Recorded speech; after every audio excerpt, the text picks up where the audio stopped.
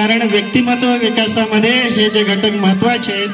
तसंच 10वी मध्ये 3 विषयामध्ये लेखन कौशल्यामध्ये वृत्तांत लेखन, अहवाल लेखन, त्याचबरोबर संभाषण यासाठी 5-5 गुणाचे काही प्रश्न असतात जे याला अनुषंगाने आहेत.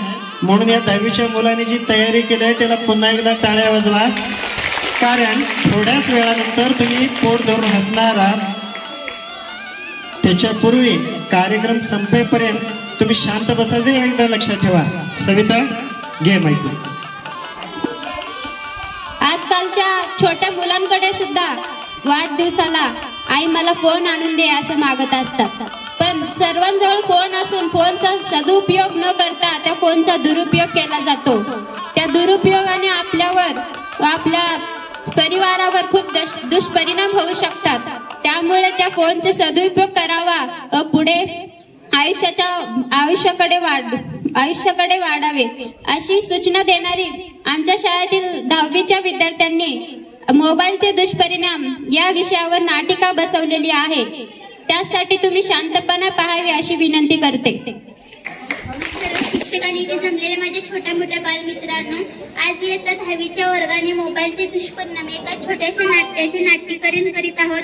ते तुम्ही शांत बसून बघावे ही आमची नम्र विनंती.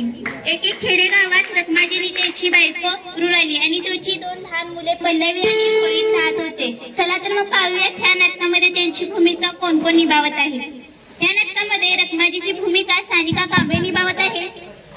नमस्कार. तर तिची बायको मृणाली हिची भूमिका सृष्टी शिंदे निभावत आहे. नमस्कार. आणि त्यांची मोठी मुलगी म्हणजे पल्लवी हिची भूमिका दीपाली राठोड निभावत आहे. नमस्कार. पल्लवीचा छोटा भाऊ म्हणजे रोहित ह्याची भूमिका वैभवी माने निभावत आहे. नमस्कार. आणि डॉक्टरची भूमिका दिव्या माने निभावत आहे. नमस्कार. रमा येतो व खूप थकलेला असतो. बाबा तुम्ही आलात, हातपाय धुवून घ्या. ती पिशवीकडे आणा, मी तुमच्यासाठी पाणी घेऊन येते. हे घे पिशवी बाळा. आई बाबा आले, बाबांसाठी पाणी घेऊन जाते, तू बाबांसाठी चहा ठेव. हो बाळा. बाबा हे घ्या पाणी.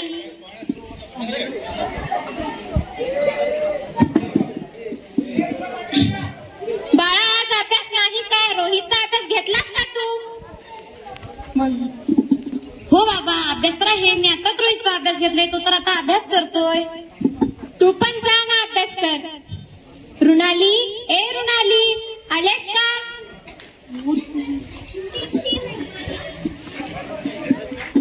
आले हो.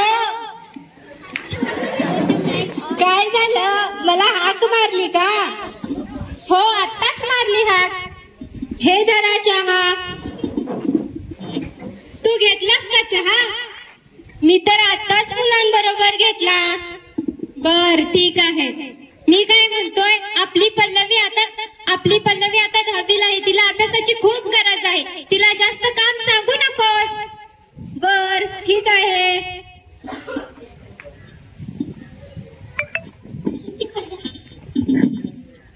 बघता बघता असेच काही दिवस निघून जातात. पल्लवीची 10वीची परीक्षा होते. पल्लवी 10वीच्या परीक्षेत चांगल्या मार्कांनी यशस्वी होते. चला तर मग पाहूयात पुढे काय होते.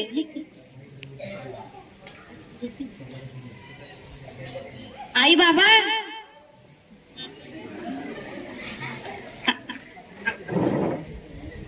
बाबा माझा परीक्षेत प्रथम क्रमांक आला. अशीच यशस्वी हो बाळा. आई बाबा ताई, मी सुद्धा चांगल्या मार्काने पास झालो. असाच यशस्वी हो बाळा. संध्याकाळ होते. सर्वजण आनंदायी जेवण करून झोपायला जातात.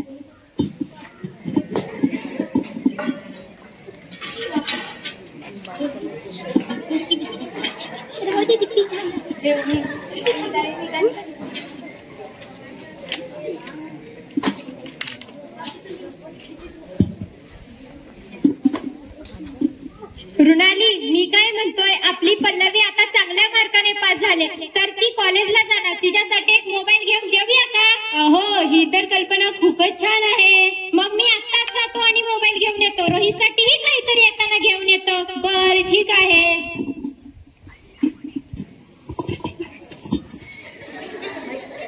पल्लवी आनंदाच्या भरात धावत पळत दुकानात जातो आणि दुकानातून रोहित पल्लवी या दोघांसाठी काहीतरी भेट वस्तू घेऊन येतात. चला तर मग पाहूयात ही भेट वस्तू आहे तरी काय.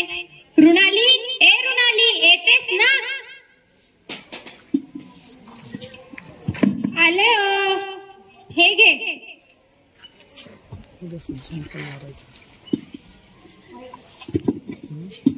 आई आई चहा बिस्किट दे ना.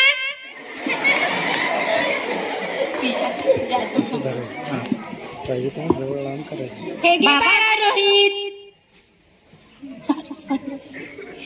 बाबा चला आपण कॉलेजचं ऍडमिशन करून येऊया. थांब जरा पल्लवी, तुझ्याशी थोडं बोलायचं आहे. थांब तरी. बोला ना बाबा. रुणाली घेऊन येतेस ना? आले हो,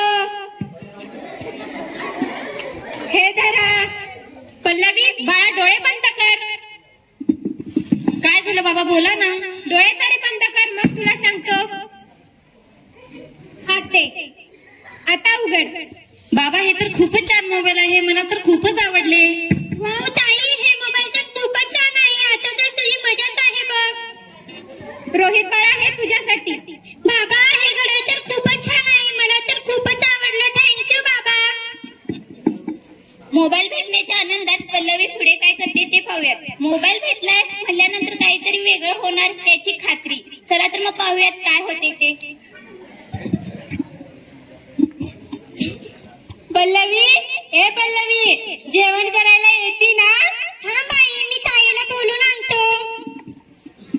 ताई, हे ताई आई जेवायला बोलवते, चल ना. अरे रोहित, तुला दिसत नाही का मी मोबाईल मध्ये किती व्यस्त आहे? तुला जर एवढी भूक लागली असेल तर तू जेवायला जा.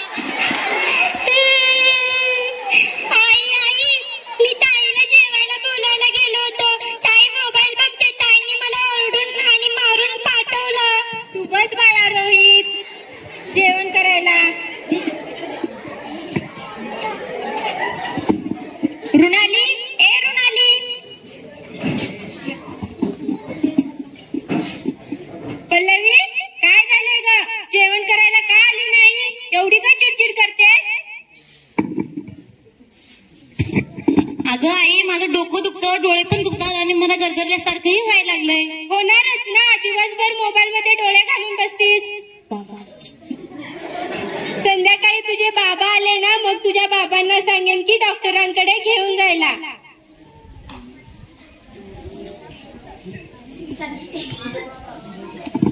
रुणाली, ए रुणाली. रुणाली, ए रुणाली. आले हो.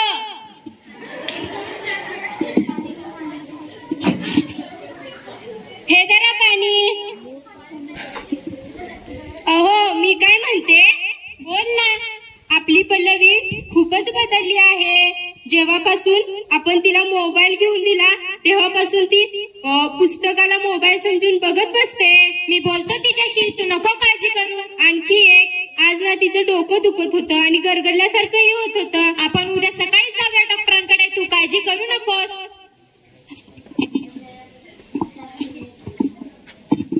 पल्लवी, ए बाळा पल्लवी, अभ्यास कसा चालू आहे तुझा? पल्लवी, ए पल्लवी, आजकाल तू आमच्याशी जास्त बोलत का नाहीस? पल्लवी, त्यावेळी पल्लवी तर मोबाईल मध्ये इतकी व्यस्त होती की रखमाजीला दुर्लक्ष करून ती तिथून निघून जाते. आई आई, चहा बिस्किट दे ना. हे घे बाळा रोहित. ए पल्लवी, झालं का तुझं आवरून? डॉक्टरांकडे जायचं आहे की नाही? हो बाबा, आई कुठे आहे? रुणाली, ए रुणाली, येतेस ना? आले हो. झालं का पल्लवी आवरून? निघायचं का? हो आई, चला जाऊ. रखमाजी, रुणाली आणि पल्लवी तिघेही डॉक्टरांकडे जाण्यास निघतात. नमस्कार, या बसा. नमस्कार डॉक्टर. कोण आजारी आहे? ही आजारी आहे आमची मुलगी डॉक्टर. काय होतंय बाळा तुला? मला डोकं दुखतं, डोळे पण दुखतात आणि मला गरगरल्यासारखंही होतं.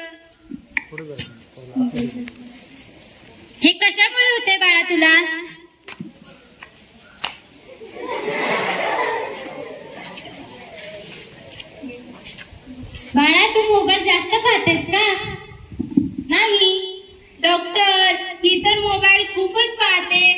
दिवसभर रात्रभर मोबाईल मध्ये डोकं घालून बसते, जेवण पण ती करत नाही. बाळा, जास्त मोबाईल पाहिल्याने डोळ्यांना चष्मा लागतो. लहानपणी चष्मा लागणे हे चांगलं नसते. जास्त मोबाईल पाहू नकोस. मी तुला आता चष्मा देतो. धन्यवाद डॉक्टर. असेच 3-4 दिवस निघून जातात. पल्लवीची 11वी होते. पल्लवी 11वीमध्ये मोबाईलमुळे पल्लवी 11वीमध्ये जेमतेम मार्कांनी पास होते. मग चला पाहूयात आता काय पल्लवी करणार आहे. आई बाबा, आई बाबा. काय झालं रोहित? आई बाबा, माझा परीक्षेत प्रथम क्रमांक आला. असाच यशस्वी हो. पल्लवी, तुझं काय झालं? तुला किती मार्क पडले? मीही पास झाले. अगं पल्लवी, किती मार्क पडले ते तरी सांग ना बाबांना. अगं ताई, मोबाईल मधून डोकं तर काढ. आई काय बोलते ते तरी ऐक. मी पास झाले ना, मग मार्क कशाला हवेत तुम्हाला?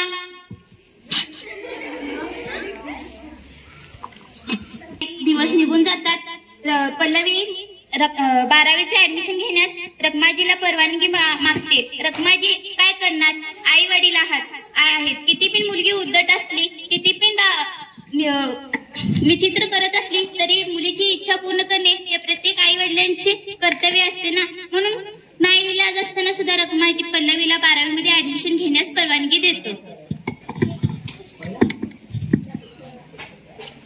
पल्लवी, अगं पल्लवी, 12वीचं वर्ष आहे. जरा लक्ष दे अभ्यासाकडे.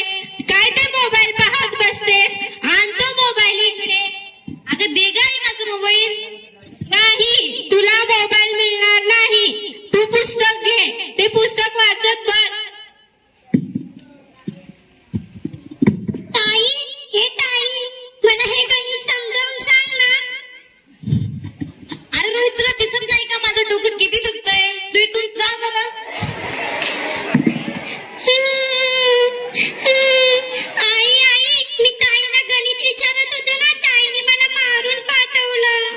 रडू नको बाळा रोहित. संध्याकाळी तुझे बाबा आले ना, तुझ्या बाबांना सांगू. हो आई. आई, मी क्लासला जातो. ठीक आहे रोहित. रुणाली, रुणाली. आले हो. हे धरा पाणी. अहो, मी काय म्हणते? बोल ना, काय झालं? आपली पल्लवी खूप वेगळं वागत आहे. काय झालं कर तिला? जेव्हापासून मोबाईल घेतला तेव्हापासून नुसतं पुस्तकाला मोबाईल समजून बघत असते. मला तर खूपच काळजी वाटते. तिला काय होणार नाही ना? आपण तिला डॉक्टरांकडे घेऊन जाऊया, तू काळजी करू नकोस. अहो, तिची ना खूप नाजूक अवस्था आहे. आपण डॉक्टरांनाच घरी बोलूयात का? सकाळीच बोलूया डॉक्टरांना घरी, तू काळजी करू नकोस. ठीक आहे.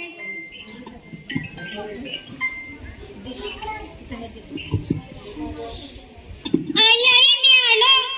बाबा. हॅलो. बाबा, आमच्या वर्गात सगळ्यांकडे अपेक्षित आहे. मला पण अपेक्षित पाहिजे. पैसे द्या ना बाबा. हे घे बाळा. थँक्यू बाबा. हॅलो. हा, नमस्कार. कोण तुम्ही? बालाजी नगर वरून रखमाजी बोलत आहे. हा, बोला रखमाजी. याआधी तुम्ही आलेला आमच्या घरी. पल्लवी खूप आजार आहे, तर तुम्ही येऊ शकता का? हो, नक्कीच आलोच मी.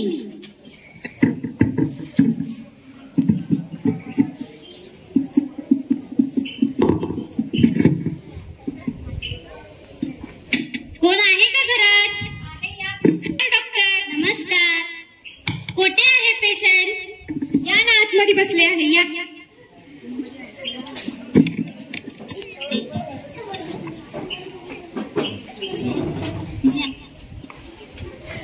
काय होतंय बाळा तुला?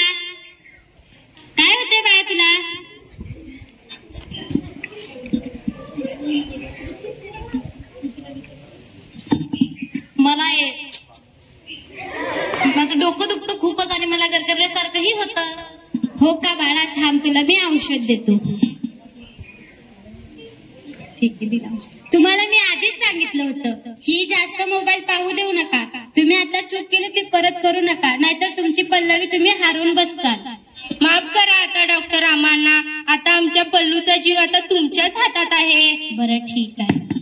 धन्यवाद डॉक्टर, धन्यवाद. असेच दुःखाचे काही दिवस जात नव्हते की पल्लवीच्या 12वीचा निकालाच्या दिवशी असं काय होतं की रखमाजीच्या कुटुंबावर अक्षरशः दुःखाचा डोंगर कोसळतो. बस बाळा रोहित, 2 वेळा आताच आलो, बोल. बसूयात ना जेवण करायला. पल्लवी कुठे आहे? ती जेवायला आली नाही का? ती तिच्या रूम मध्ये झोपली आहे. तू ताटवड, आपण एकत्र जेवण करूया. पल्लवीला बोलावून येतो. बर, ठीक आहे.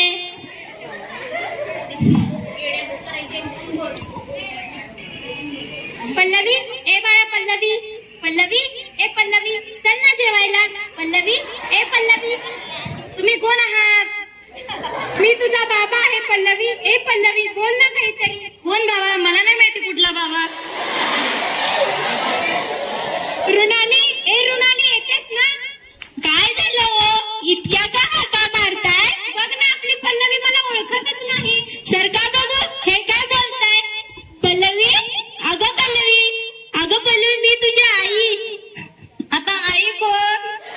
अगं मी तुझी आई. मला ओळखत नाहीस का तू? मला नाही माहिती.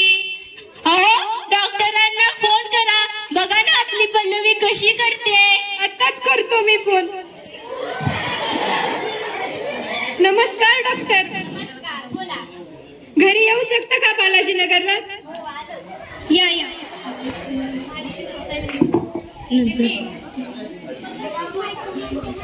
घरात कोण आहे का? या डॉक्टर, नमस्कार. कुठे आहे पेशंट? डॉक्टर, बघा ना आमच्या मुलीला काय झालंय, कशी करते आमची मुलगी.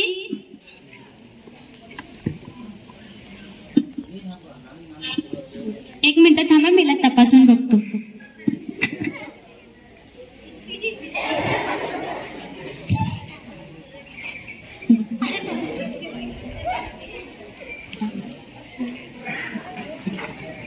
बाळा, पल्लवी, काय होतंय तुला? आपण कोण? मी डॉक्टर. तुला 2 वेळा तपासले बाळा, तू मला ओळखत नाहीस? डॉक्टर म्हणजे कोण? मी तुम्हाला नाही ओळखत. पल्लवीची आई, तुम्ही खूप उशीर केला. पल्लवीच्या आता मानसिकतेवर खूप परिणाम झालाय मोबाईल पाहून. आता ती विसरभोळी व्हायला लागली. तिला कधी कधी आठवतं तर मधूनच विसरून जाते तुम्ही कोण आहात कोण नाही.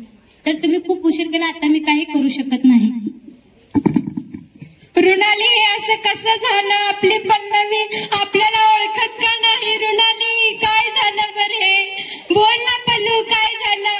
आपण मोबाईलच्या भरात पल्लवीला मोबाईल आणून दिला आणि आपली पल्लवी हरवून बसलो. आपल्याला वाटलं की मोबाईलमुळे प्रगती होईल, पण मोबाईलमुळे प्रगती नाही झाली. पल्लवी, ए पल्लवी, खरं आहे तुमचं. त्या मोबाईलमुळे आपली पल्लवी या जगात असून सुद्धा नसल्यासारखी आहे. ताई, तुला काय वाटेल सांग ना ग मला. तू कोण? मी तुझा भाऊ आहे. ताईला काय झालंय सांग ना ग. बाळा रोहित, आता आपली ताई आपल्याला असून सुद्धा या जगात नसल्यासारखी आहे. असं काय? कारण ना, आपली ताई आता आपल्या कोणाला सुद्धा ओळखत नाही. मला गणित कोण समजून देणार आता? आता तुला गणित समजावायला खेळण्यासाठी तुझी ताई राहिली नाही. आता तुम्ही पाहिलात की एका मोबाईलमुळे एका हस्तेख्याच्या कुटुंबामध्ये काय घडलं. विचार करा, असं जर तुमच्या कुटुंबामध्ये कोणासोबत घडलं तर काय होऊ शकतं. त्या गोष्टीचा विचार करून तुम्ही आत्ताच फोनपासून लांब राहा. ही घटना सत्य घडलेली घटना आहे. गुजरातमधील रिहान नावाचा एक मुलगा होता. साधारण वय त्याचे 12 ते 13 वर्षाचा वयोगटात होता तो. त्याच्या आई वडिलांनी सुद्धा त्याला आनंदाच्या भरात जाऊन असा फोन घेऊन दिला. मुलगा फोन भेटल्यानंतर न काय ताण नाही, भूक नाही. असं केल्यामुळे बघता थोडेफार दिवस घरच्यांना काही समजलं नाही त्या बाबत, पण नंतर त्यांना समजू लागलं की आपला मुलगा मोबाईल मध्ये इतका गुंतून गेला आहे की त्याला ना तहानीचं भान असतं ना भुके भान असतं.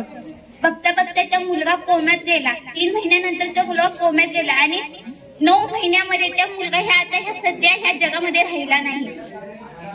धन्यवाद.